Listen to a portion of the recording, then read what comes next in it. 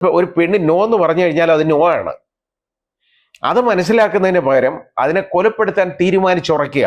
അതായത് സമൂഹത്തിൽ ഇത്തരം ഈ കുറ്റകൃത്യങ്ങൾ ഇതുപോലെ വർദ്ധിച്ചുകൊണ്ടിരിക്കുന്നതാണ്.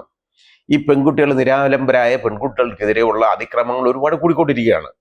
അതിന് പേര് പ്രണയപ്പകയെന്നങ്ങ് പറയും. ഒരുത്തന് വല്ലതും തോന്നും, ഞാൻ പറഞ്ഞില്ലേ, അത് പ്രണയമല്ല, അവന് വലിയൊരു അഭിനിവേശമാണ്, അത് സെക്ഷൽ ഇൻറ്റന്റ് ആണ് പലപ്പോഴും.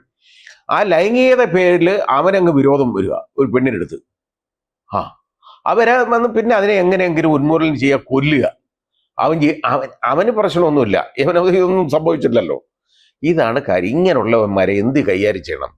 സമൂഹത്തിൽ അതിനൊരു നമ്മൾ ഒരു മെസ്സേജും കൂടെ കൊടുക്കാനുണ്ട് കോടതികൾക്ക്. അതായത് അത് ശിക്ഷയുടെ പ്രിൻസിപ്പിളാണ്. ശിക്ഷ എന്ന് പറയുമ്പോൾ നമുക്ക് പ്രിവെൻറ്റീവ്, ഡിറ്ററൻറ്റ്, കേട്ടോ, റെഫർമേറ്റീവ് ആൻഡ് റിട്രിബ്യൂട്ടീവ് എന്ന് പറയുന്ന 4 പ്രിൻസിപ്പിളാണ്. പ്രിവെൻറ്റീവ് എന്ന് പറഞ്ഞാൽ ഒരു പാമ്പ് കടിക്കാൻ വരുന്നു, അതിനെ അടിച്ചു കൊല്ലുന്നു, അത് പ്രിവെൻറ്റീവാണ്. അതിനെ അങ്ങ് ഉന്മൂലനം ചെയ്യുന്നു.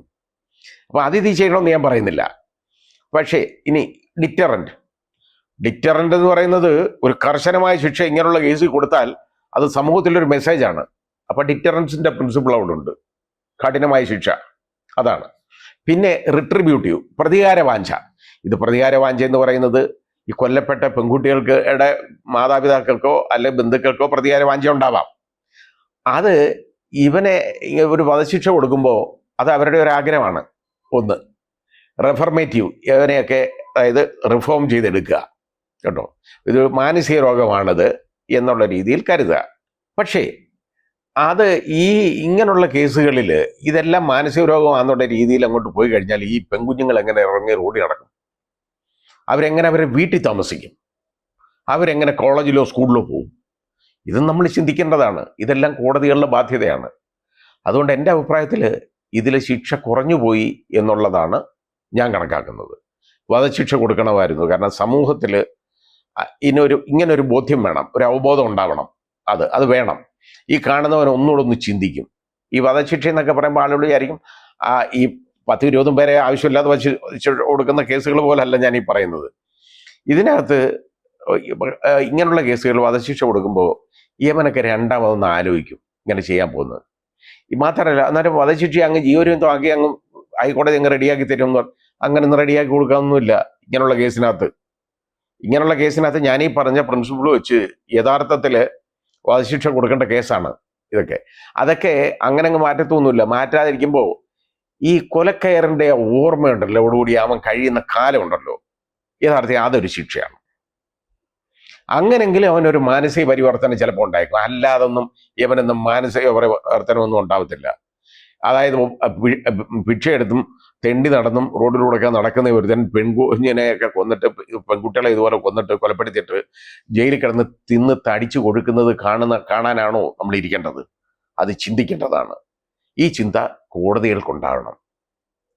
അതായത് നിയമം അതിൻ്റെ ശരിയായ രീതിയിൽ നിയമം നോക്കി വേണം ഇത് ചെയ്യാൻ. ഇവനെയൊക്കെ എന്തിനാ ജീവിതകാലം മുഴുവൻ നമ്മൾ പോറ്റുന്നത് തീരുമാനിക്കണം.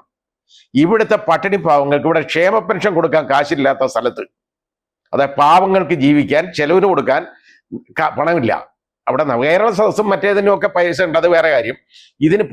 ഇതിന് പോലും പൈസ ഇല്ലാത്ത ഈ നാട്ടിൽ യവനെയൊക്കെ തീറ്റിപ്പോറ്റേണ്ട ബാധ്യത ഈ നാട്ടിലെ പട്ടിണി പാവങ്ങൾക്കും സാധാരണക്കാർക്കൊക്കെ ഉള്ളതല്ലേ ഈ ബാധ്യത? യവൻ ഇതുപോലെ പക തോന്നുന്ന ഒരുത്തൻ ഈ കാണിക്കുന്ന തോന്നിയവസ്ഥന് അവന് ജീവിതകാലം മുഴുവനായിട്ട് ചെലവിന് കൊടുക്കുന്നത് എന്തിനാണെന്നുള്ളതൊന്ന് ചിന്തിക്കണം. യഥാർത്ഥം അതാണ് അതിനെ ആലോചിക്കേണ്ടത്. നമ്മളിപ്പോൾ കാണുന്നത് വിസ്മയ ഉദ്ധരയൊക്കെ നമ്മൾ കാണുന്നതാണ് ഇവിടെ. ഇതൊക്കെ കാണുമ്പോൾ പെൺകുട്ടികളുടെ മനസ്സിൽ വളരെ വലിയ ഭയമാണ് പലപ്പോഴും ഉണ്ടാകുന്നത്. അതിന് കുറ്റം പറയാൻ ഒക്കത്തില്ല.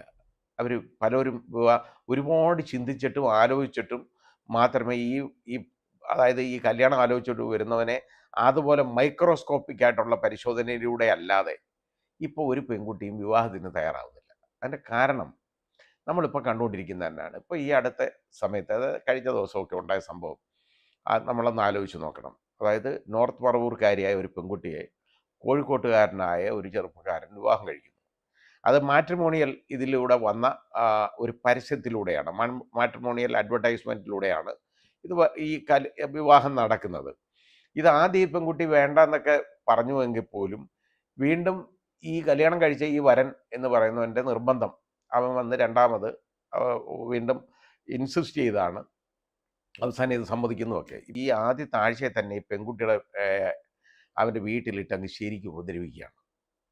ഉപദ്രവിക്കുന്ന പറഞ്ഞാൽ ശാരീരികമായ ഉപദ്രവം. അതിനകത്ത് അതിൻ്റെ ടെലിഫോൺ അവൻ്റെ ഈ വയറ്, ഇത് മൊബൈൽ ചാർജറിൻ്റെ വയറ് കഴുത്തെ ചുറ്റി മുറുക്കി, അതിൻ്റെ തല പിടിച്ച് ഭിത്തിയിലിടിച്ചു, അതിൻ്റെ മുഖത്തൊക്കെ നീര്, അതിൻ്റെ മൂക്കിൽ നിന്നൊക്കെ ബ്ലഡ് പോന്നു, ചെവിയിൽ നിന്ന് രക്തം വന്നു, ഹെഡിങ് ചൊറി വരുന്നതാണ് ഇത് വന്നു.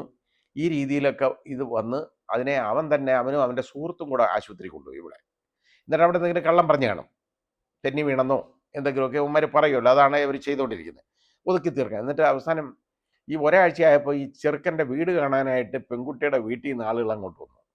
അങ്ങനെ ഒരു ചടങ്ങുള്ളത് നന്നായി. വന്നു കഴിഞ്ഞപ്പോഴാണ് ഈ കൊച്ചിൻ്റെ ഈ കുട്ടിയുടെ മുഖത്തൊക്കെ നീരും, അതിന് വയ്യ, അതിൻ്റെ കഴുത്തിലുമൊക്കെ അടിയുടെ പാടും ദേഹത്തൊക്കെ കിടക്കുന്നത്.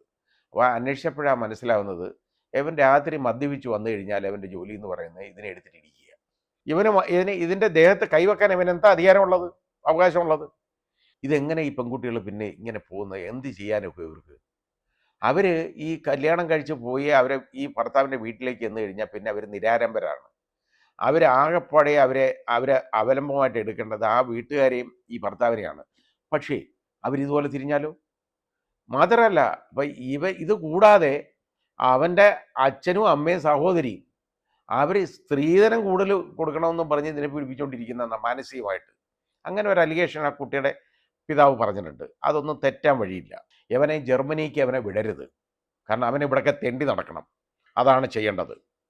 അവന് ഇവിടെയൊക്കെ അവൻ്റെ പേരിൽ ഈ ശക്തമായ നടപടികൾ എടുക്കണം. ഡൊമസ്റ്റിക് വയലൻസ് മാത്രമൊന്നുമല്ല നടന്നിരിക്കുന്നത്. 498A ക്രൂരമായ പീഡനം, അവന് അതിന് നടപടിയെടുക്കണം. അതുപോലെ തന്നെ 307 വകുപ്പിട്ട് ഇതിനെ കൊലപ്പെടുത്താൻ ശ്രമിച്ചതിന് കേസെടുക്കണം. ഇവന് ജാമ്യമൊന്നും കിട്ടരുത്, ഇവൻ ജർമ്മനി പോകരുത്. അതാണ് ഇനി നോക്കേണ്ടത്. അത് ഇവിടുത്തെ പോലീസിൻ്റെ ബാധ്യതയാണ്.